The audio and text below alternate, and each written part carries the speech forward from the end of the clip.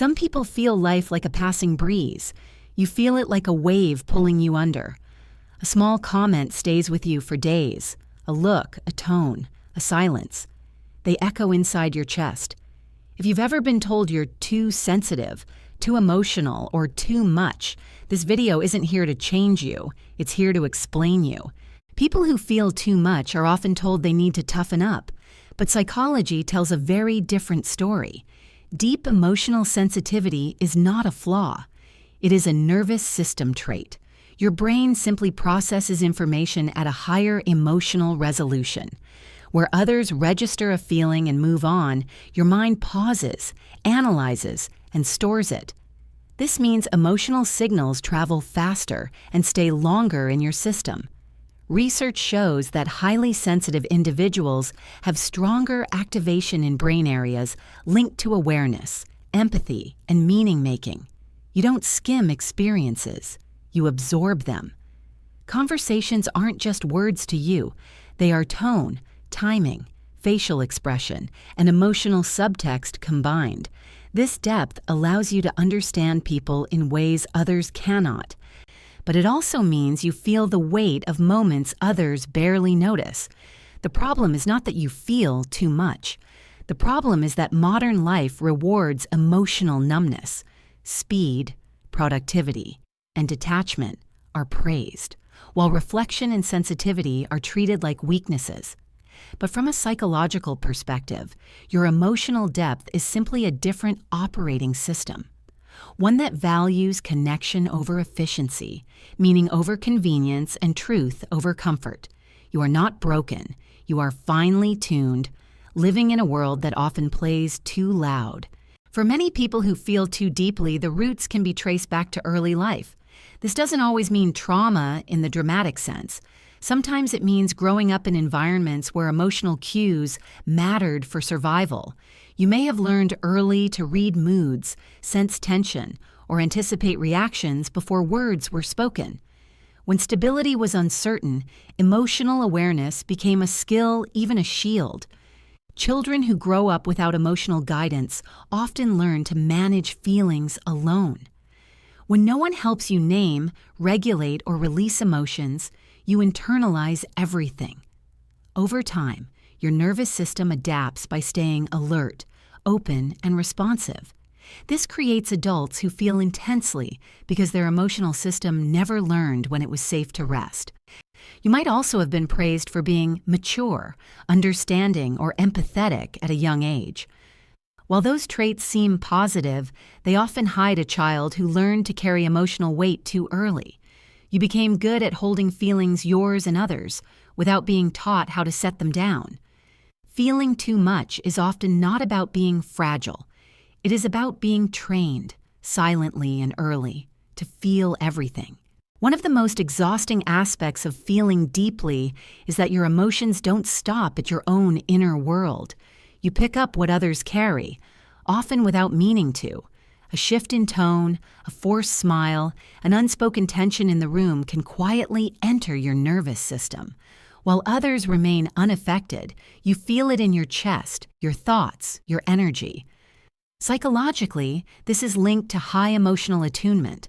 Your brain is skilled at reading micro-signals, subtle facial changes, body language, emotional inconsistencies. This makes you deeply empathetic, but it also means you lack a strong emotional filter. You don't simply observe emotions, you resonate with them. As a result, you may carry feelings that don't belong to you. You feel anxious after talking to someone who is stressed. You feel heavy after being around sadness, even if nothing was said. Over time, this can create emotional confusion. You may struggle to tell where your emotions end and someone else's begin. This doesn't mean you are weak or overly emotional. It means your nervous system is open by default. You were built to connect, not to block. The challenge is not to shut this sensitivity down, but to learn how to separate empathy from emotional absorption, so you can understand others without carrying their weight as your own. Many people don't realize how deeply they feel until they see the patterns clearly. One common sign is emotional rumination. Small moments replay in your mind long after they pass. A brief comment, a misunderstanding, or an awkward silence can stay with you for days, not because you want it to, but because your mind keeps searching for meaning. You may also notice that emotional fatigue affects you more than physical work. After social interactions, conflict, or even emotionally charged conversations, you feel drained, not tired in the body, but heavy inside. You need time alone, not to escape people, but to reset your emotional system. Another sign is heightened sensitivity to tone and atmosphere. You notice when something feels off, even if no one mentions it. Words matter deeply to you, and careless remarks can hurt more than others expect. You don't forget emotional pain easily because your brain stores feelings with high intensity. You may also struggle with letting go. Forgiveness takes time. Closure is difficult. Emotional wounds heal slowly because you experience them fully, not partially. These signs don't mean something is wrong with you. They mean your inner world operates at a deeper emotional volume, and without proper care, that volume can become overwhelming. At the core of feeling too much is not emotion itself, but regulation. Your nervous system tends to stay open, alert, and responsive long after a situation has passed. Psychologically, this means your brain struggles to shift from activation to rest. Even when nothing is happening, part of you remains on standby, listening, sensing, feeling. For many deeply emotional people, this pattern developed as a form of adaptation. When your environment once felt unpredictable, your nervous system learned that staying aware was safer than relaxing. Over time, this state became normal. The body forgot how to fully power down. This is why emotions linger. You don't lack strength. You lack recovery.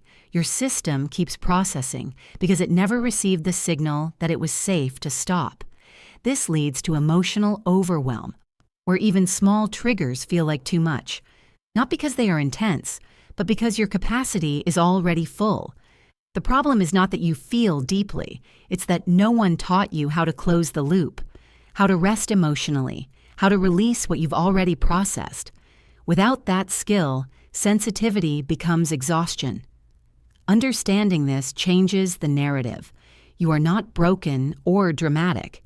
Your nervous system is simply tired, and tired systems don't need judgment. They need gentleness, boundaries, and permission to rest without guilt. People who feel intensely often think something is wrong with them, but in reality, they belong to well-known psychological profiles. One common group is highly sensitive people. Their brains process sensory and emotional input more deeply, making them perceptive, intuitive, and emotionally rich, but also more easily overstimulated. Another group includes deep introverts. Unlike social introverts, they don't just prefer solitude, they require it to process their inner world. Interaction itself isn't the problem. Emotional saturation is. Those with high emotional intelligence also feel more. They recognize emotions quickly, understand nuance, and sense emotional undercurrents others miss. This awareness brings insight, but it also brings weight. People who experienced emotional wounds or chronic stress early in life often develop heightened sensitivity as well. Their system learned to stay open for protection even when danger is no longer present. Finally, many creatives, thinkers, and introspective minds feel deeply by nature. They notice patterns, meanings, and emotional layers most people overlook. The common thread is not weakness, it is depth. These individuals experience life with more texture, more color, and more intensity. Feeling deeply is not an accident. It is part of how they understand the world. When you feel deeply, the world often responds by trying to shrink you. Instead of understanding your inner experience, people assign simple labels to something they don't feel themselves. You may have been called too sensitive, overthinking, or dramatic. These words are usually not meant to help. They are meant to end the conversation. Society is more comfortable with emotional distance than emotional depth. Calm detachment is seen as maturity, while strong emotional reactions are framed as instability. But this is a misunderstanding of psychology. Feeling deeply does not mean losing control. It means processing experiences thoroughly. You are often judged for reactions that happen internally, not externally. You may stay quiet, polite, and composed, yet still be told you are too much, simply because you feel intensely. This can create shame, making you doubt your own emotional reality. Over time, you may learn to hide your sensitivity to be accepted. You downplay your feelings, apologize for caring, or force yourself to move on before you are ready. The cost is disconnection from yourself. The truth is simple. You are not exaggerating life. You are refusing to numb yourself to it. And in a world that avoids feeling, that honesty is often misunderstood. Emotional intensity doesn't appear randomly. It often rises in very specific situations. One of the hardest moments is when others are careless with words or actions that you know carry weight. A comment meant lightly can stay with you for days because you felt the intention behind it. Another trigger is witnessing unspoken pain. You notice discomfort others ignore. A forced smile, a sudden silence, a shift in energy. Even when no one asks for your support, your body responds as if it's needed. You may also feel overwhelmed when you have to pretend you are okay. Masking your emotions to avoid being a burden creates internal pressure. The feelings don't disappear, they accumulate. Conflict is another emotional amplifier. Even small disagreements can feel heavy because your mind explores every layer. What was said, what wasn't, and what it might mean. Finally, emotional overflow happens when you understand someone else's pain too clearly but cannot fix it. That helpless empathy can be more draining than your own sadness. These moments don't mean you are unstable. They reveal how deeply your emotional system engages with the world, even when no one else sees it. There's a quiet strength in people who feel deeply, even though it often goes unnoticed. While others move through life protected by emotional distance, you experience it up close. You don't skim moments, you inhabit them. Joy, beauty, grief, and connection all register with intensity because your inner world is awake. Feeling deeply means you form real bonds. You listen beyond words. You sense when something matters. This allows you to love with sincerity, understand with compassion, and recognize meaning where others see routine. Yes, pain reaches you easily, but so does beauty.